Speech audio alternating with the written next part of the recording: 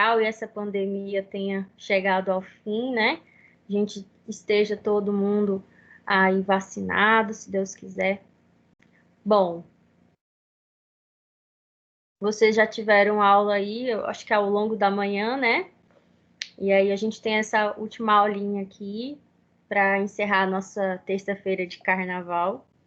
Bom, mas é um tema muito gostoso de se falar, que é a psicologia da saúde, né? Para quem gosta de saúde, então é sempre muito bom estar falando sobre isso e conhecendo um pouco de outra área que tanto conversa com a área de vocês, que é a psicologia, né?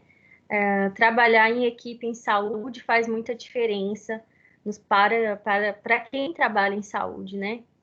Conhecer um pouco das outras áreas e entender essas relações, né, que são importantes, faz um diferencial na vida do profissional. Então, ter essas interseções é muito importante.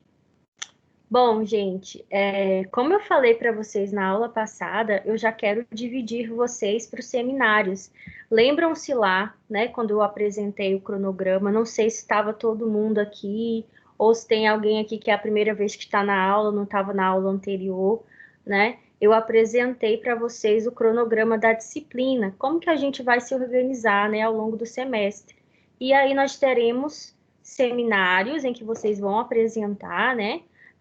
Com base em um texto que eu, né, já disponibilizei lá no AVEF para vocês o link. E vocês podem consultar outras bibliografias também, desde que no final vocês coloquem as referências para a gente saber, né, onde que vocês consultaram. Mas nós estaremos falando aí de 3 temas nos seminários de vocês. O primeiro é a atenção primária em saúde, o segundo, a atenção secundária, e o terceiro, a atenção terciária, né? Então, são 3 temas. Eu vi lá no AVEF que a turma de vocês é relativamente pequena, né? São 20 alunos. Mas, aí, pensando nisso, em média, vai ficar o quê? Vai ficar 2 grupos com 7 componentes e um grupo com 6 componentes. Então, assim, vocês podem ser bem criativos, né?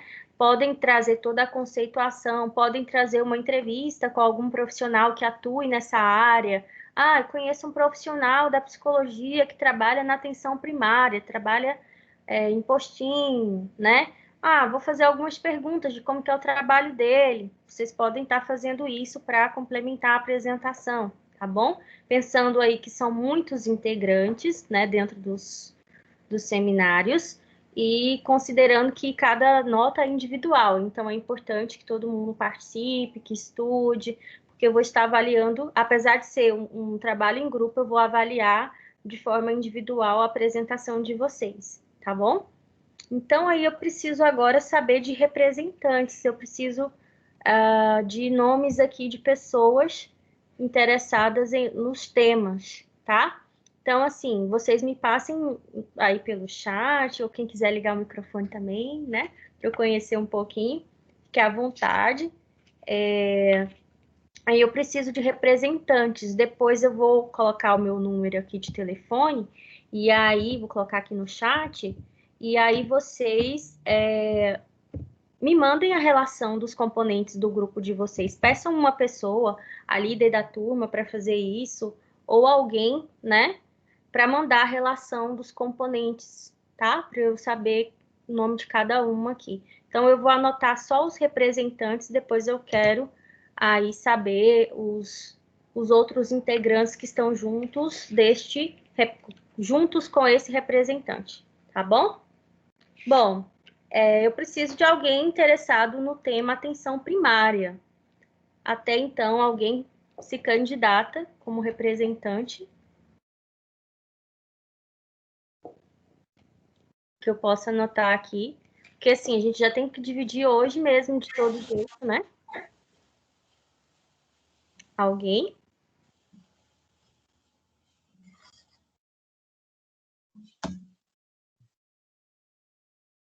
Para que eu possa anotar aqui. Deixa eu ver quantas pessoas tem no grupo. Alana. Então, Alana, vou te colocar como representante aqui da primeira temática.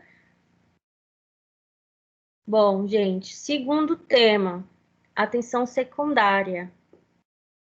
Então, vocês que estão na reunião aqui estão tendo o privilégio já de poder escolher, né? Aproveitem isso. Gabriela. Terceiro, gente, para encerrar.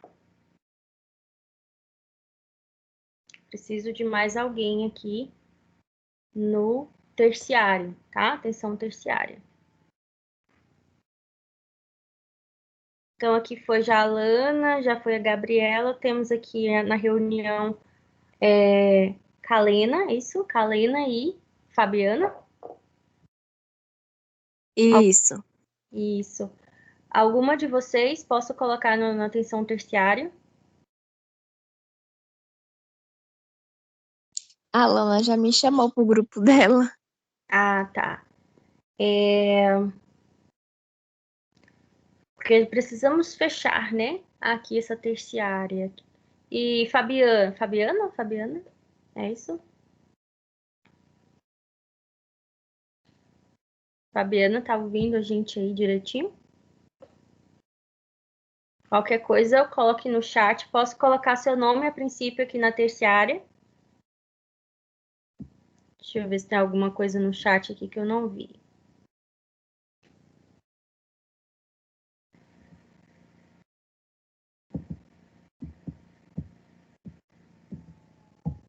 Tá faltando algumas pessoas, né? Também aqui na turma de vocês hoje. Bastante até. Temos pouquíssimas pessoas aí hoje. Não sei se é porque o pessoal considerou como feriado, né? E hoje a gente tem assunto assim para trabalhar. Bom, eu vou deixar aberto aqui então para decidir a terciária na próxima aula, tá? Mas aí quem já tem grupo depois me manda aí essa relação. Avisem os colegas que eu dividi. Se já puderem dividir o terciário para mim, depois me passem só a lista com a relação, tá, gente? Façam isso para que eu saiba quem são vocês. Estou memorizando ainda os nomes. Certinho? Deixa eu compartilhar, então, o assunto que a gente vai falar hoje. Vocês viram lá que já está tudo lá, nosso material de trabalho, né? Inclusive, as aulas gravadas também já estão lá.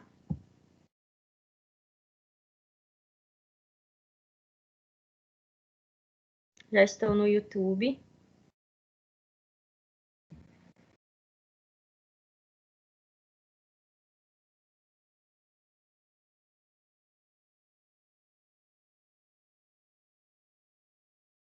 Deixa eu só carregar aqui rapidinho a apresentação. Aparecendo para vocês aí direitinho? Sim. Ótimo. Bom, gente, então a nossa disciplina, ela fala sobre psicologia aplicada à saúde, né? Então, nada mais justo do que a gente saber o que essa área faz, né? Essa área específica da psicologia faz, o que ela estuda. Então, é muito importante porque vocês que são da saúde, né, vão muitas vezes precisar dar um direcionamento aos pacientes de vocês para esse profissional. Então, para que vocês possam dar esse direcionamento, vocês precisam saber como é que atua esse profissional, que áreas de interseção esse profissional faz na área de vocês, com a área de vocês, né? Para que vocês possam até mesmo também trabalhar em conjunto, né? Então, primeiramente, é interessante a gente ter um conceito do que é saúde, né? Ao longo do tempo, esse conceito de saúde ele foi mudando. Isso muito em virtude de como as pessoas enxergavam o que era saúde e o que era doença, né? Antes o enfoque era muito dentro de um modelo biomédico. E esse modelo biomédico ele foi muito importante, né?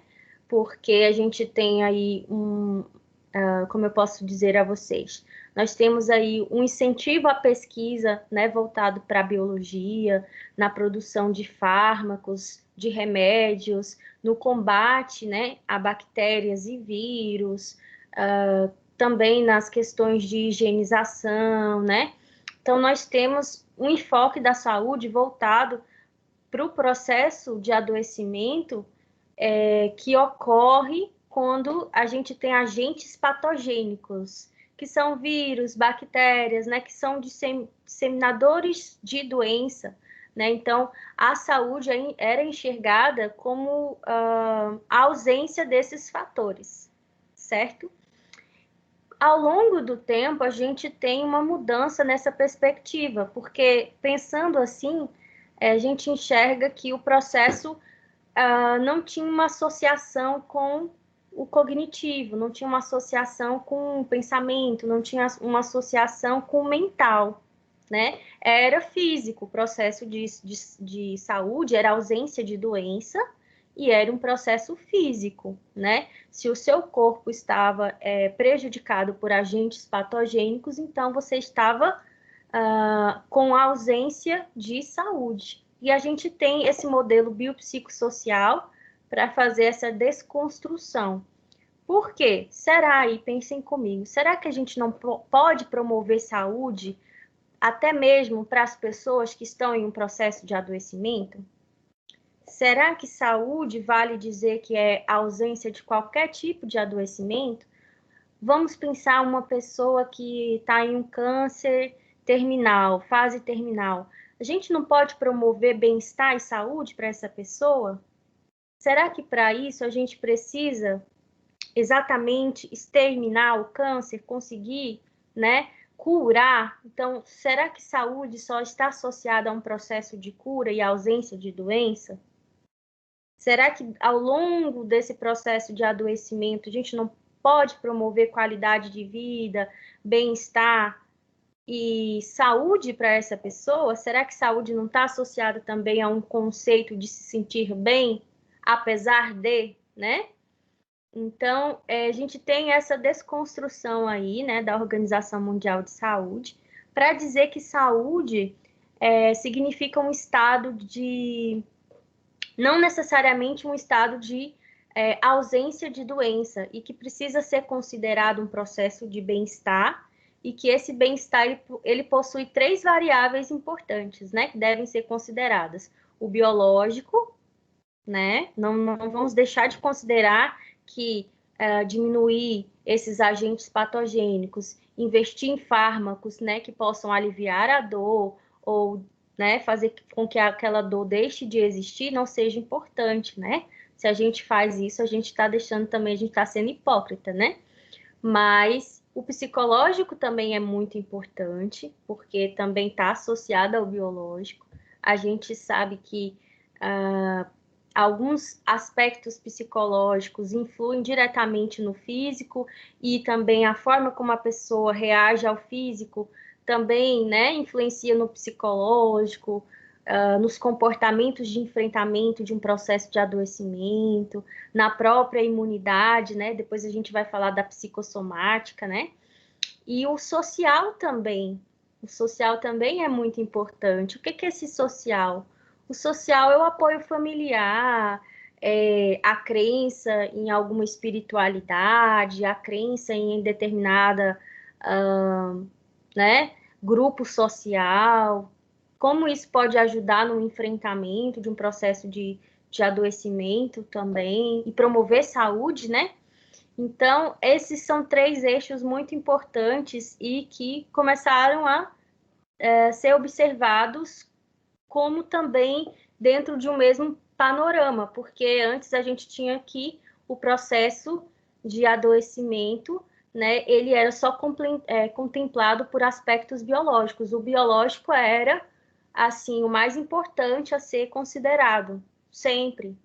E não tinha associação com as outras 2 variáveis. Hoje a gente coloca elas tão ligadas, tão interrelacionadas, que as 3 são importantes, né? Eu lembro de um caso que eu fiz estágio lá no Hospital das Clínicas, em Goiânia, que nós tínhamos uma paciente que ela precisava fazer uma intervenção cirúrgica, né? E assim, ela morava em condições de rua, né? E foi hospitalizada. E aí, mas ela tinha um cachorrinho, né? que era assim o companheiro dela fiel para tudo. E ela chegou assim, sentindo muitas dores, precisava fazer intervenção cirúrgica, mas a principal preocupação dela era com o cachorrinho, né? Onde é que estava o cachorrinho dela, que ela morava tipo numa espécie de abrigo, assim, né? Em condições de rua mesmo, e que o cachorrinho dela estava lá e ela estava preocupada, né? Precisava de alguém que cuidasse daquele cachorrinho ou que fosse alimentá-lo, né? Então ela estava muito preocupada com relação a isso.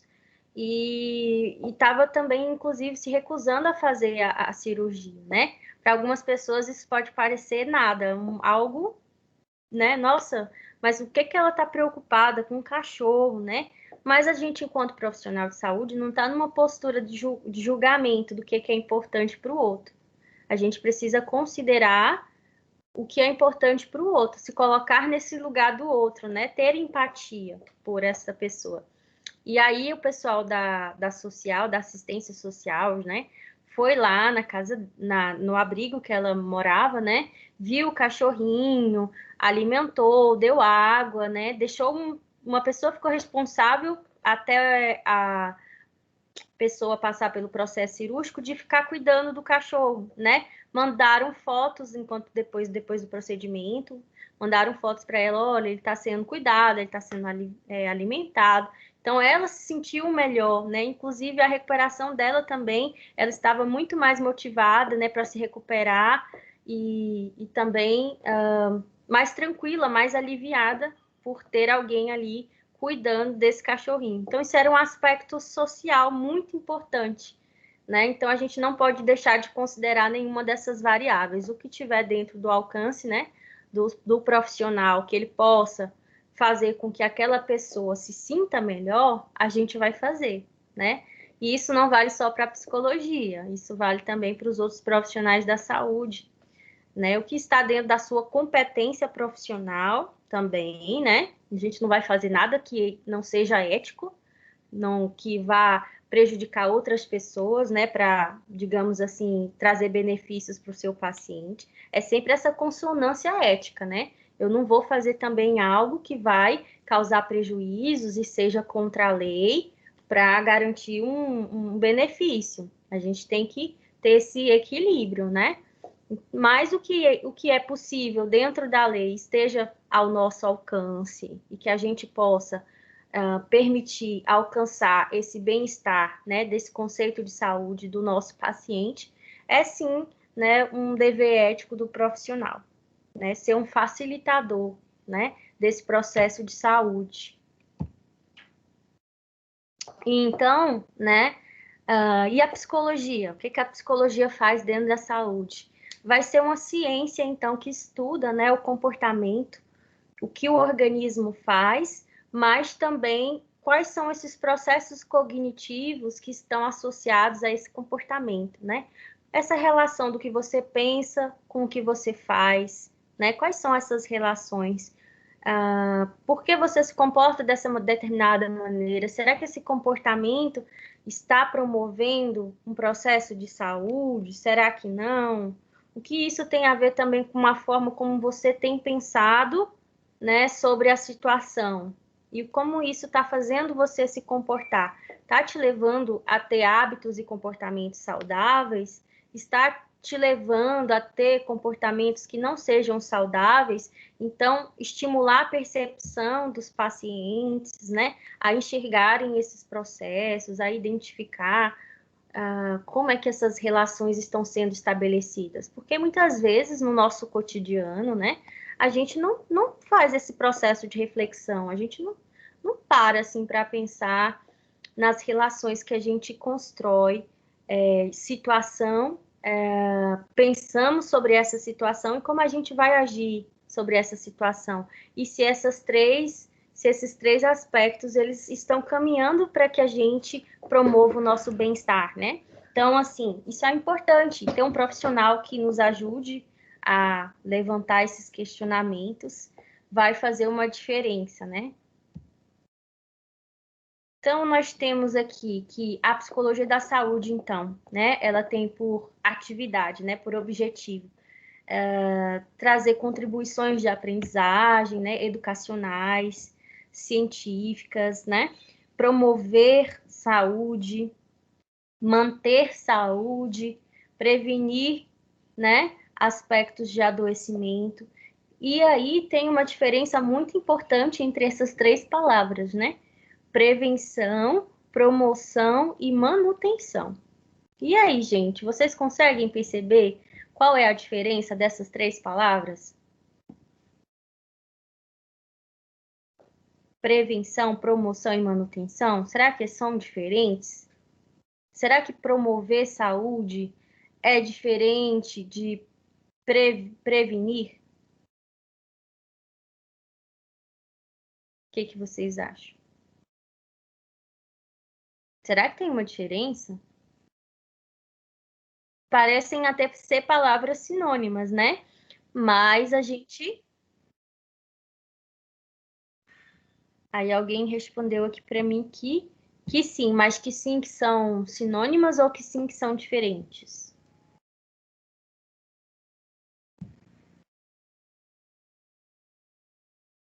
Ah, que são diferentes, né? Sim, sim, são diferentes. Por que que são diferentes, né? Porque quando a gente fala em promover algo, não necessariamente a gente tá já... quando a gente fala em promover, quando a gente fala em prevenir, não necessariamente a gente tem a possibilidade de algo já estar sendo instalado. E quando eu falo em promover, né, eu já tenho um conceito ali de que algo pode vir a acontecer. Então, a promoção, ela acontece...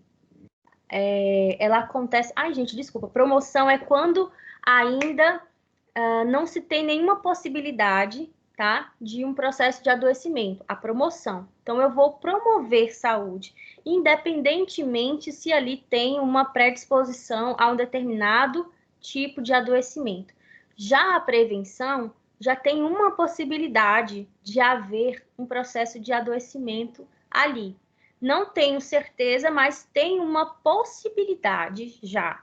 Na promoção, não necessariamente tem essa possibilidade, mas eu vou falar sobre esse processo de saúde e doença. Vou dar um exemplo para vocês, né? Lá na atenção primária, por exemplo, a gente pode falar sobre, podemos falar sobre, vamos ver, câncer de mama para um grupo de mulheres.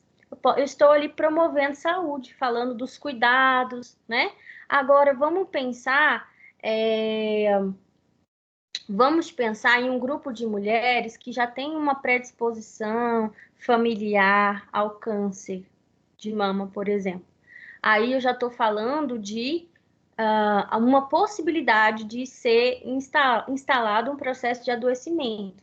Então, eu estou prevenindo. Ali, digamos que é um grupo de risco. Entendem agora a diferença, né? Então, a promoção é eu falar abertamente sobre um determinado processo de saúde e doença e que não tem essa possibilidade ainda, né? Pode ser que alguém ali possa vir a ter, mas não é algo assim que tem uma predisposição até a princípio. Enquanto a prevenção, não. A prevenção, se a gente já trabalha no enfoque ali que haja já uma predisposição a um grupo de idosos, de pessoas que tem uma questão genética muito forte para diabetes. Então, eu estou fazendo prevenção em saúde. Ali é um provável grupo de risco, né? Então, o enfoque vai ser muito mais direcionado ao cuidado em si. A promoção, ela vai para um aspecto mais amplo, né? Ela busca promover uma educação, uma aprendizagem de forma ampla, não necessariamente se você tem uma predisposição ou não, mas você pode educar outras pessoas que, né, conhecem alguém e isso vai disseminando conhecimento, né? Então, a psicologia da saúde, ela também tem esse aspecto educacional, né? De promover, de prevenir e manter saúde. A manter saúde aqui, a gente já está falando de algo que já está instalado, de algo que a gente já tem certeza. Então, um grupo de pessoas que tem diabetes, né? Então, aqui eles já têm. Então, quais são os cuidados que uma pessoa que tem diabetes, né, precisa ter? Né? Cuidados com a alimentação, atividades físicas, o controle de bebidas alcoólicas, tomar bastante água. Então, isso são cuidados que estão associados para manter a saúde após, né, um processo de adoecimento instalado, que é uma doença crônica. Então, vai ser esse cuidado que vai ter que ser mantido ao longo da vida.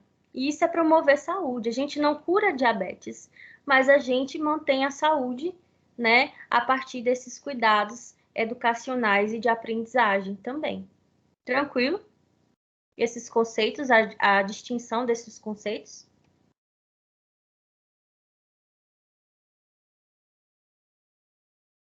Bom, e aí, como eu estava adiantando a vocês, né,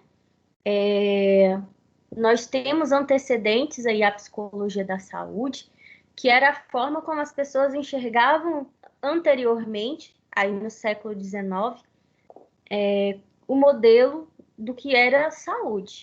Então aqui, deixa eu só colocar aqui de lado para acompanhar melhor.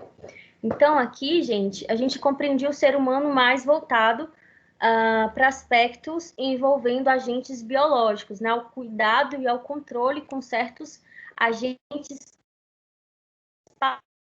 Esses agentes, eles poderiam e eles estavam associados ao que a gente entende como um processo de adoecimento, tá?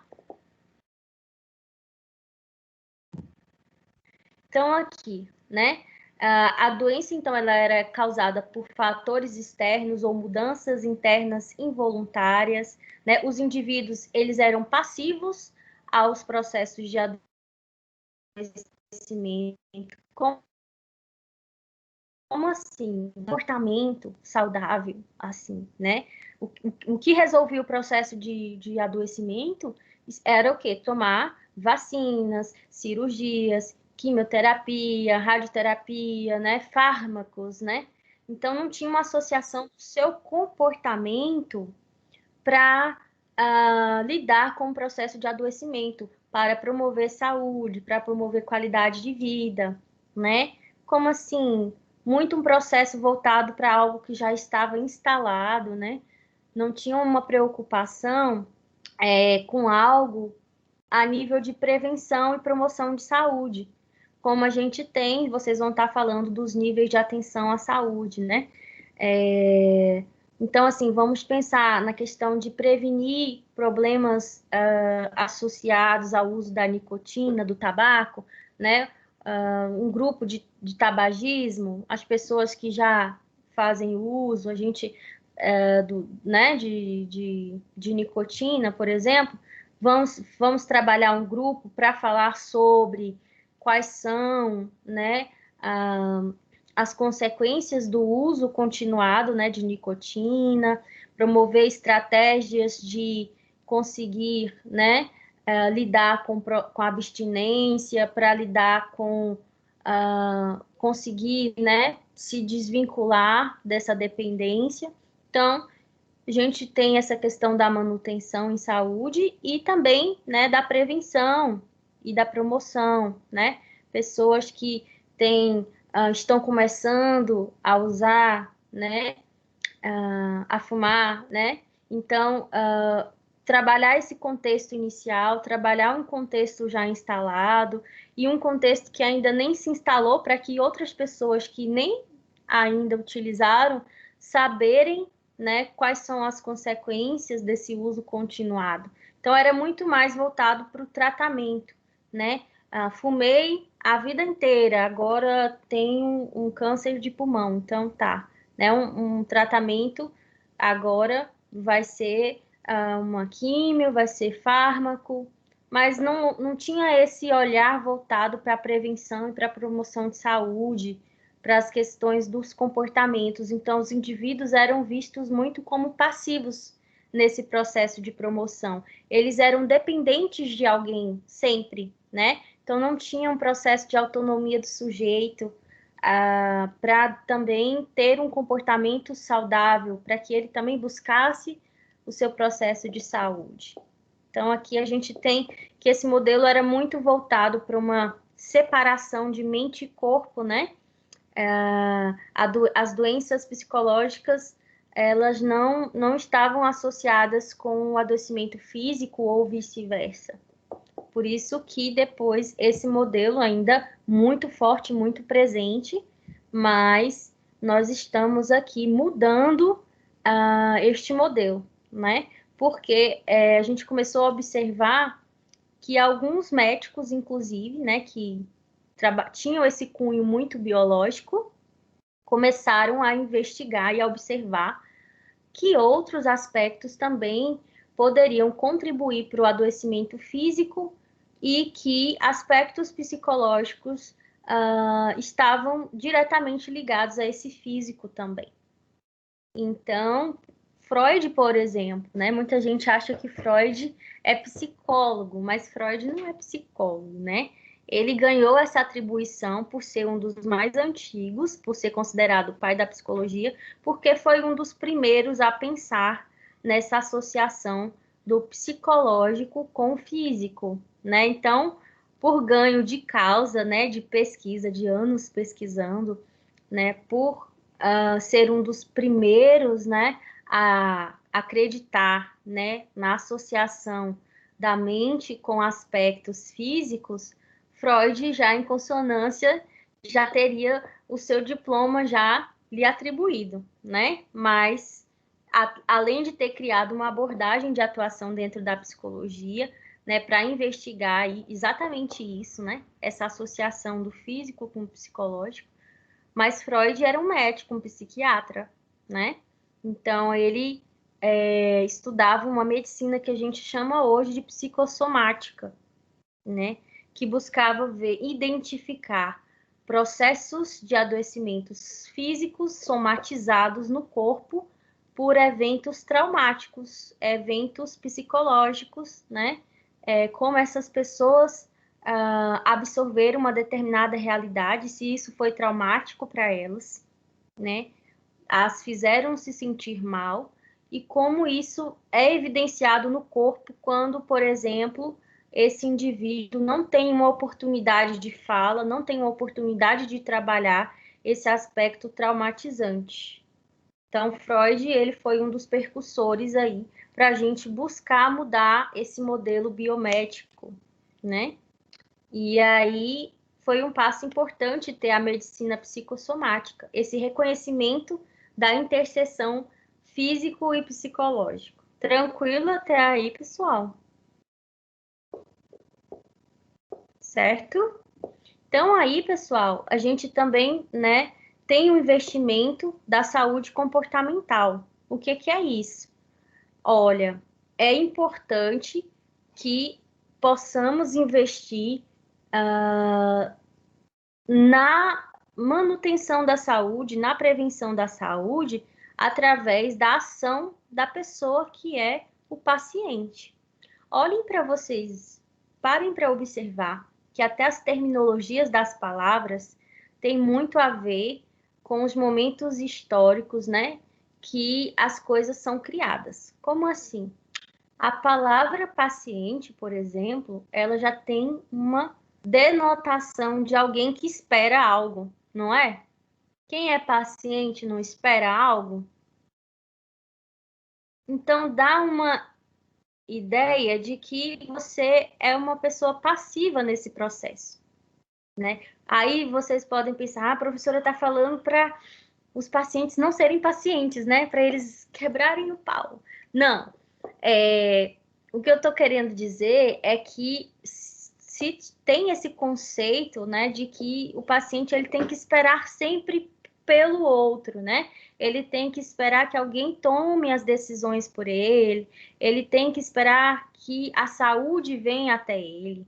Mas e a colaboração dele para esse processo? Será se ele não se vê e se enxergar dentro desse processo, não tem uma motivação muito maior nesse processo de se aproximar da saúde, né? Então, eles começaram a observar isso, o quão o comportamento era importante ser incentivado e que se trabalhasse essa percepção do indivíduo, como ele se enxerga nesse processo de saúde, como ele se enxerga nesse processo de adoecimento. Então, trabalhar a percepção do paciente é importante, né? Buscar a autonomia dele dentro desse processo. Eu também tenho minhas responsabilidades, não é só o médico, não é só o fisioterapeuta, não é só o psicólogo, não é só o enfermeiro, todos eles são muito importantes, mas eu preciso ser colaborativo, né? Não há uma pessoa mais interessada do que eu para o meu processo de saúde. Então, eu preciso estar engajado nisso. Então, trabalhar isso com o paciente é fundamental, né? A responsabilidade dele dentro desse processo, a importância de ouvir este paciente e também dele ouvir a equipe de saúde, né? É fundamental para que a gente se aproxime cada vez mais desse processo de saúde. E lembrando que saúde não é ausência de doença, né? Não é cura, apesar de que cura também seja um processo de saúde, mas não necessariamente ter saúde é estar isento de qualquer a doença, né? É estar isento, é estar livre de qualquer processo de adoecimento. Então, isso também é fundamental, né? Trabalhar esse conceito com os pacientes de saúde. Saúde não é ausência de doença, nem sempre é, né? A gente pode chegar a um processo de cura? Pode, mas nem sempre a gente chega. Mas se não chegarmos nesse processo, quer dizer que acabou tudo, não se pode fazer mais nada por aquele paciente, né? Muitas vezes a gente escuta em algumas falas de alguns profissionais, né? É isso. Ai, foi tudo que nós estamos fazendo tudo que podemos, né? Já fizemos de tudo, não tem mais nada que possamos fazer. Então, assim, principalmente em questão de terminalidade, né? De câncer, caminhando para um estágio avançado, isso é uma fala que a gente pode encontrar. Mas isso desmotiva muito o paciente. A gente vai dar falsas esperanças, gente? Não. Mas a gente vai trabalhar junto com ele novas percepções para que, mesmo que o tempo dele seja um espaço curto e limitado, ele possa se sentir o mais bem e confortável possível dentro desse tempo que ele tem, né? Então, isso é fundamental. O que mais? Bom, então a gente caminha para uma medicina que se preocupa, né, com comportamento, para modificar também comportamentos que não sejam saudáveis, né? Trabalhar justamente, olha, esse comportamento leva a consequência X, né? Muitas vezes as pessoas não param para pensar nas consequências dos seus comportamentos. Então, a psicologia da saúde começa a enxergar o paciente, o processo de saúde e doença num aspecto biopsicossocial, né? Então, a gente começa a se desmembrar do modelo biomédico e caminhar para o modelo biopsicossocial. Essas três variáveis são importantes. O biológico, o psicológico, dentro desse psicológico, a gente tem pensamento e comportamento desse indivíduo, né? Gerar autonomia desse indivíduo e considerar o social, que são os grupos em que ele está inserido, as pessoas que lhe são próximas, o que é importante socialmente para aquele indivíduo. Então, tudo isso a gente precisa enxergar que esse ser humano, ele tem necessidades múltiplas, não uma necessidade única, né? Um cuidado biológico exclusivamente. Muitas vezes, algo pequeno que parece para o profissional fazer, mas que faz diferença na vida daquele paciente, na motivação dele para o processo de recuperação. Então, aqui, né, a gente enxerga que o processo de adoecimento, ele pode ter origens biopsicossociais, e a gente precisa investigar estas variáveis, e isso serve para vocês também, né, ajudar nesse processo de identificar a origem do processo de adoecimento do paciente de vocês, né? Identificar quais são os fatores externos e internos, quem são as pessoas ali próximas, olha o social, né? Então, tratamento é voltado para um aspecto em que esse sujeito deve ser ativo, ou seja, é importante ouvir a opinião, é importante ver se o seu paciente entendeu as consequências destes comportamentos, o que ele precisa fazer, é importante falar dentro de uma linguagem que ele possa compreender, né? Entender que esse processo corpo e mente, eles são influenciados e não separados. Então, esse é o modelo biopsicossocial, né? Ele vem quebrando todos os paradigmas que existia dentro de um modelo biomédico. Apesar de que a gente sabe ainda que para alguns profissionais, não são todos, né? Mas tem um desejo fortemente de se creditar o modelo biomédico. Né? Principalmente quem está mais voltado para uma atuação biológica, né? O biológico sempre é mais importante. Então, os outros estão aqui numa hierarquia mais baixa. O modelo biopsicossocial quer equiparar as variáveis. Elas são tão importantes, não querem ser mais do que o biológico, mas querem dizer que são tão importantes quanto o biológico. E que eles estão associados. Então, é importante um trabalho conjunto de quem atua nessas áreas. E entender que quem atua em biológico também precisa estar né, atento quanto aos fatores psicológicos. Não tenho propriedade para trabalhar aspectos psicológicos, sou médico, mas então o que eu preciso fazer? Buscar um direcionamento desse profissional que tenha capacidade técnica, competência técnica para trabalhar isso. Vou, né, trabalhar junto com ele como eu posso estar melhorando a minha prática no sentido de comportamento, de condução, de comunicação com o meu paciente. Então, olha a sua preocupação com o seu paciente. Será que a sua relação com ele também não vai ficar mais efetiva? Será que a adesão dele em busca desse processo de saúde não vai estar mais seguro com um profissional que busca esse engajamento, né, que entende que vai além do biológico, que a relação também paciente-médico, paciente-fisioterapeuta é importante, né? Então, a gente precisa estar atento a isso, né? Essas interseções das áreas. Então, pessoal, o objetivo, né, da psicologia da saúde é compreender, é explicar, desenvolver teorias, estabelecer técnicas para intervir nessas realidades, né, da saúde. Então, aqui, através do comportamento, nós podemos, e através da etiologia da doença, a gente pode avaliar qual é o papel do comportamento. Então, aqui, uma doença coronária, né? Um consumo de tabaco, nível de colesterol, falta de exercício, tensão arterial elevada, estresse. Então, a gente vai ter uma situação, um cenário, a gente vai pensar em quais são as prováveis doenças em comorbidade, as origens dessa doença e o que a gente vai precisar trazer para uma forma ativa o nosso paciente para que ele evite esses aspectos terem uma proporção muito maior, né? Se caso esteja instalado.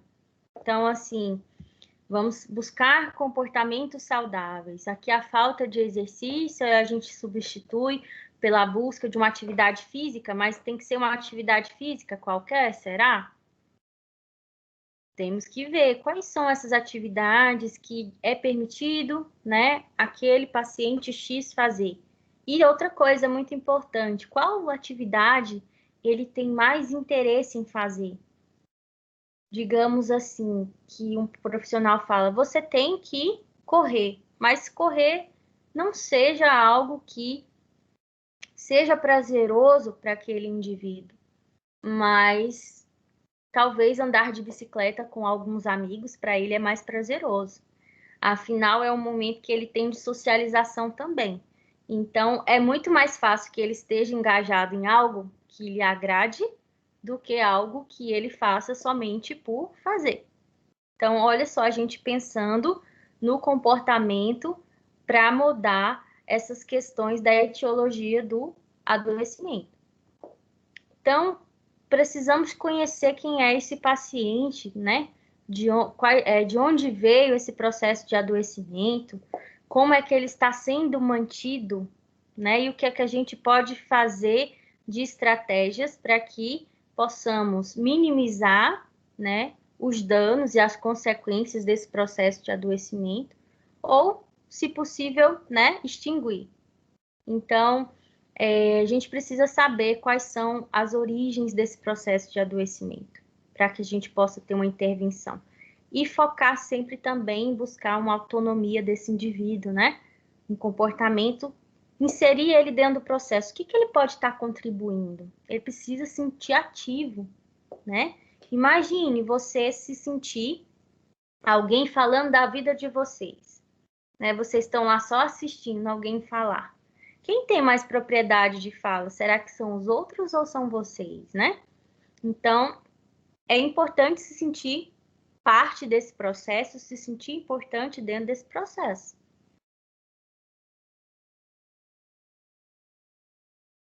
Então, fazer o prognóstico dos comportamentos que são prejudiciais à saúde. Será que a gente tem responsabilidade em alguns comportamentos? O que vocês acham?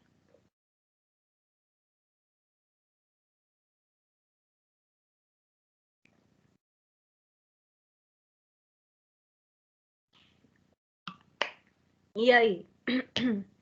Faltou um pouquinho de voz agora. Às vezes a gente tem alguns comportamentos que não são saudáveis, né?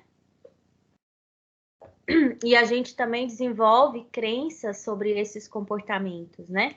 Ah, eu não vou conseguir, tem muito tempo que eu, por exemplo, faço consumo de tabaco, de bebida, eu não sei quais alternativas, né?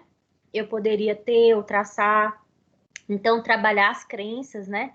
Como essa pessoa enxerga esse processo de mudança? Ela acredita que possa ser capaz? Ela acredita que não?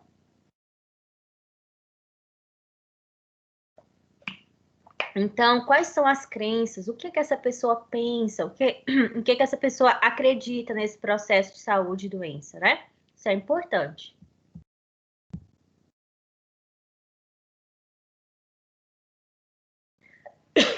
Falando em processo de adoecimento, ó a alergia da professora, né? Bom, agora tô já pensando em como buscar alternativas de melhorar isso, tomando bastante água. Bom, então, pessoal, estudar, né, o papel da psicologia é muito importante para vivenciar esse processo de adoecimento. Quais são as consequências psicológicas, né, que esse processo de adoecimento tem, os sintomas também. Então, é tudo muito associado, biológico, psicológico e social. Também, então, a gente vai avaliar os processos de tratamento, né? Como que está sendo feito, como que está sendo conduzido esse tratamento, quem são os profissionais envolvidos, né? Quem é essa equipe? E aí a gente vai trabalhar muita coisa.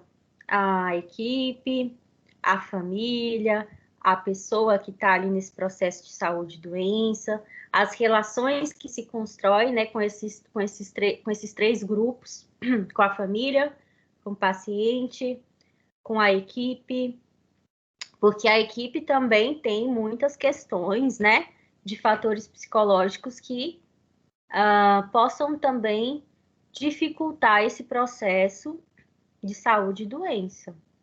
A família também, muitas vezes, precisa de um trabalho da psicologia, ou precisa também compreender um pouco mais, né, de como que está acontecendo esse processo de saúde e doença, como pode ajudar este paciente, né, esse ente familiar, esse ente querido. E também como pode ajudar a equipe e entender como que é o trabalho da equipe, porque muitas vezes os problemas são de conflitos, né, entre esses três grupos também. Então, nós colocamos em práticas as teorias que nós estudamos e promovemos comportamentos saudáveis, né? Compreender os comportamentos e as crenças vai ajudar as pessoas a enxergar a importância da mudança. Então, é comportamento e pensamento, né? As duas coisas. Então, assim, a questão das crenças, né?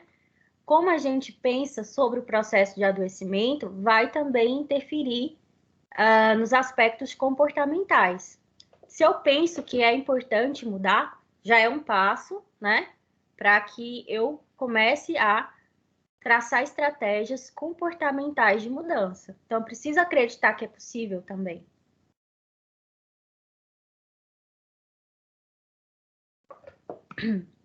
Então, a gente treina os profissionais da saúde para estabelecer melhores competências de comunicação.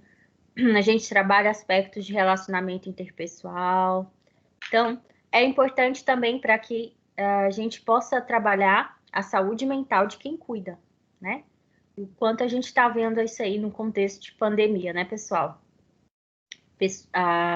Os profissionais da saúde estão em processo de adoecimento, né? De burnout, por conta de falta de materiais, falta de profissionais que possam acolher, né? Porque também é muito difícil lidar com a dor do outro. Será que não é difícil você estar ali dentro de um contexto, né? Que é traumático também, você vivenciar constantemente a dor do outro. Então, vários processos se instalam, né? De achar que não é competente. Olha as crenças, né? De achar que não é competente, de achar que poderia ter feito mais. Então, várias questões, né? E fora a questão da sobrecarga física, né? O esgotamento físico, o esgotamento mental, né? Excesso de pensamento do que deve fazer, de como deve proceder, a questão do tempo. Então, a questão de ficar muito tempo em pé ou muito tempo fazendo uma determinada função. Então, tudo isso também as cobranças, né, da própria família ali, né, ou do próprio paciente também. Então, eles também, os profissionais, vocês, nós também, enquanto psicólogos, também podemos ter burnout também, né? Não é só ser psicólogo, não dá a carteirinha pra gente, né, de inabalável, de ser humano já pronto, preparado, né, maduro, que não precisa também cuidar da sua saúde mental e precisa, e inclusive precisa muito mesmo, né, para poder estar ok dentro do possível e estar acolhendo outras pessoas, né? Porque você acolher exige de você também que você seja acolhido. Então, quem cuida também precisa ser cuidado, né? Então, a gente também trabalha com os profissionais da saúde, inclusive psicólogos que cuidam de outros psicólogos, e vice-versa, e também psicólogos, né, que fazem um acolhimento com a equipe de saúde, seja médicos, fisioterapeutas, nutricionistas, né, todo mundo que é da saúde. Então, é muito importante ter este foco de atuação nesses três membros, né? Paciente, equipe e família. E sempre em busca, né, deste modelo biopsicossocial. Então, pessoal, em termos, né, de origens da psicologia da saúde, ela é uma área da psicologia que é considerada recente, né, justamente porque a saúde ela estava mais associada a um aspecto biológico. Então, a gente não tinha uma área da psicologia voltada para a saúde, né? A saúde num contexto daquelas três variáveis que eu falei para vocês: social, biológica e psicológica, né? Então, foram aqueles movimentos, né, da medicina psicossomática, foi a medicina comportamental, né? Profissionais da medicina, psiquiatras, né? Investigando, como Freud, que perceberam que tinha uma associação entre o físico e o psicológico e que essa interseção precisava ser considerada e estudada, né? Então, a partir disso, a gente tem um interesse, né, em estudar a psicologia da saúde dentro de um modelo que seja biopsicossocial, porque até então, no começo, que ela surge ainda, o modelo biomédico está muito impregnado, está muito forte, né? Então, a psicologia da saúde, ela vai surgir justamente deste descontentamento, né, com o modelo biomédico, desse descontentamento, porque começou-se a verificar que, olha, hoje a gente já tem bastante fármacos para controlar esses agentes biológicos, né, essas bactérias. Então, a gente agora precisa investir em comportamentos saudáveis, a gente precisa investir em paciente com autonomia, em paciente que esteja engajado, em paciente que esteja motivado, né? E quando se há um processo de adoecimento que não pode ser eliminado, para que aquela pessoa, dentro do tempo de vida dela, de espaço de tempo de vida, ela possa se sentir bem, mesmo tendo uma doença, né? Então, vem para quebrar todos esses paradigmas, certo? Então, como a gente já disse, né, tem por objetivo, então, a psicologia da saúde, fazer esse estudo da relação de como a pessoa enxerga a si mesma, enxerga os outros dentro desse processo de saúde e doença, estimular que os indivíduos, né, sejam autônomos, que, né, tenham comportamentos direcionados à busca dessa saúde, desse bem-estar. Então, interessa para a psicologia da saúde como esse sujeito vive, como ele busca esse processo de saúde, de doença, como ele se enxerga dentro desse processo, estimular que ele se enxergue de forma ativa, que ele se enxergue como responsável por isso, né?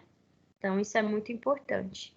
Compreender, né, que todas essas variáveis precisam estar associadas à psicologia, né, o social e o biológico, para que haja manutenção e prevenção e promoção de saúde, que são diferentes.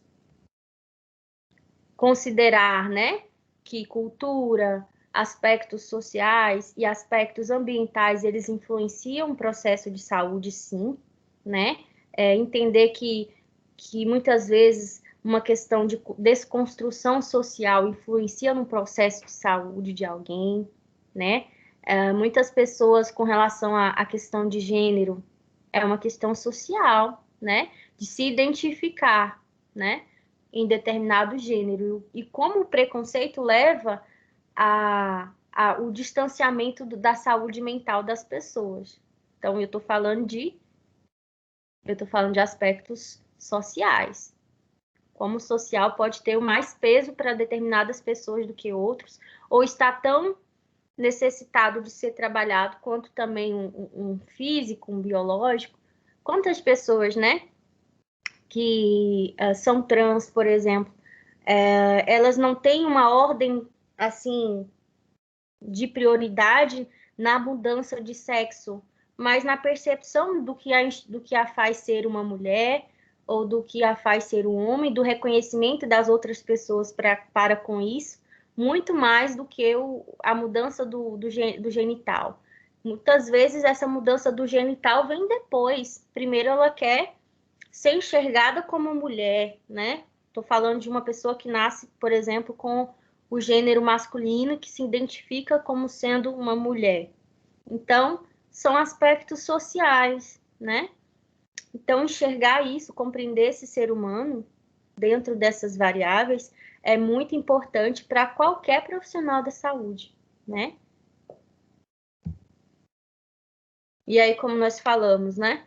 Psicossomático, né? Aspectos físicos e psicológicos, eles estão associados, né? Vai estudar essas relações, então, a psicossomática, a psicologia médica, né? Vai tem um foco aí nos aspectos comportamentais, assistenciais e terapêuticos, né? A medicina comportamental dentro da psicologia da saúde, né? Então, ela é voltada para prevenção, tratamento, reabilitação, né? A gente substituiu aí depois o termo medicina comportamental para psicologia comportamental, porque a gente quer dar uma ênfase como os aspectos comportamentais estão associados ao psicológico, né? Então, é um conjunto, o ser humano deve ser enxergado como um conjunto integrado desses aspectos biopsicossociais. O ser humano, então, ele é multideterminado. São essas três variáveis que vão influenciar num processo de saúde, de aproximação a um processo de saúde ou num afastamento. Certo? Então, aqui, né, a psicologia da saúde é essa área grandona aqui, né, no círculo, né? Porque quando a gente fala de saúde, a gente fala de muita coisa, a gente fala de sub-áreas dentro dessa área. E quais são essas áreas, né? A gente tem a psicologia comportamental, anteriormente chamada de medicina comportamental, que visa estabelecer como o comportamento é importante para a manutenção da saúde. A gente tem a psicossomática, que são a importância de entender saúde dentro de um aspecto biopsicossocial, né? E uma área de atuação que nós temos aqui muito particular e que nós falaremos depois é a psicologia hospitalar, né? A psicologia hospitalar é saúde e ela envolve aspectos de comportamento de quem está no processo de adoecimento enquanto paciente, né? E envolve também enxergar esse ser humano como biopsicossocial. Quais são as variáveis, né, associadas que a gente pode intervir para alguém que está hospitalizado? Então, aqui, a saúde no contexto hospitalar, certo? E a gente tem outros contextos de áreas também. Nós temos aqui, e vocês vão estar falando, né, da atenção primária, que também está aqui, né? Nós vamos falar da atenção secundária, da atenção terciária, que é a psicologia hospitalar. Então, a atenção primária, né, são os postinhos de saúde, a atenção secundária são as UPAs, a atenção terciária são os hospitais, né? E aí vocês vão estar falando sobre cada um, o papel, né, do psicólogo, lá no texto de vocês vai ter isso, sobre a atuação nesses níveis de saúde, tá? Então, de antemão, né, a gente fala que na hospitalar a gente trabalha muito essas relações, né, porque a pessoa fica ali hospitalizada, então a gente muitas vezes faz um trabalho que é um pouco assim, ou a gente fica muito tempo com aquele paciente, ou a gente fica um dia, 2 dias com ele. Então é um pouco instável, né, esse terreno da hospitalar na saúde, porque ou você fica muito tempo, aquela pessoa fica muito tempo ali hospitalizada e você fica ali acompanhando ela bastante tempo naquele processo, ou ela tem uma saída rápida e você precisa intervir ali de uma forma mais pontual, certo? Então é uma coisa que é uma área da saúde um pouco que vai exigir mais desses profissionais, né?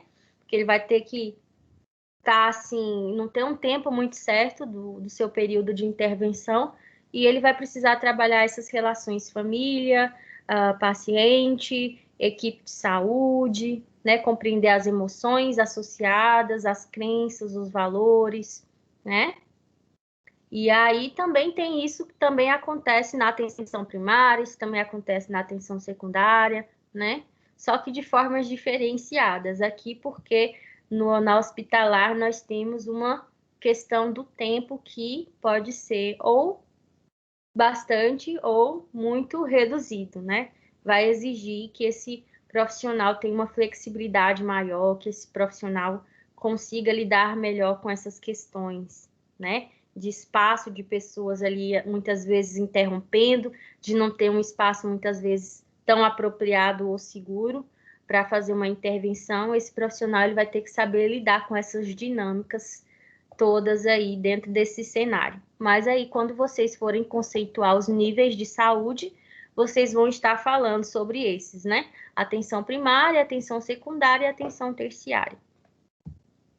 Bom, gente, o que eu tinha para falar com vocês hoje é isso. Se eu estiver falando rápido, vocês me dão um avisinho aqui. Eu vou falando conforme eu vou achando que vocês estão compreendendo, então vocês podem me interromper se tiverem alguma dúvida, se eu estiver falando rápido também. E aí, com relação ao que a gente falou, alguma dúvida até o momento? Tranquilo? Como é que tá essa absorção para vocês? Estão conseguindo acompanhar direitinho? Sim? Então, pessoal, é isso, né? Vocês estão dizendo que não tá tranquilo, então tá. Se sentirem dúvidas ou se eu falar rápido ou algo assim, né? Podem estar me interrompendo aí, tá bom? Bom, gente, então depois vocês me passem, eu passei meu número aí para vocês anotem aí no chat, aí tá lá no começo aí, quem puder anotar. E aí, alguém de vocês da turma me passa, tá? Me passa a relação dos membros do seminário, tá bom? Então, aí ficou faltando alguém para o último tema. Então, se vocês devem ter um grupo, eu acho, não tem? Um grupo lá de vocês no WhatsApp? Então, vocês falem isso lá para o pessoal e se já formarem um grupo lá no terceiro tema, vocês já me passam a relação completa, tá? De quem está no primeiro, de quem está no segundo e de quem vai para o terceiro, tá bom? Lembrando lá, falem isso, por favor, que são 2 grupos de 6 e um grupo de 7, porque vocês são 20 lá conforme consta na lista de frequência de vocês, tá bom? Então, nossa aula vai estar gravada lá no link do AVF, né? E é isso, pessoal. Bom descanso para vocês, bom almoço, bom carnaval. E até nossa aula da semana que vem. Vou postar também esse PowerPoint lá para vocês, se eu não postei ainda já, tá bom? Então, tchau, tchau e até a próxima semana.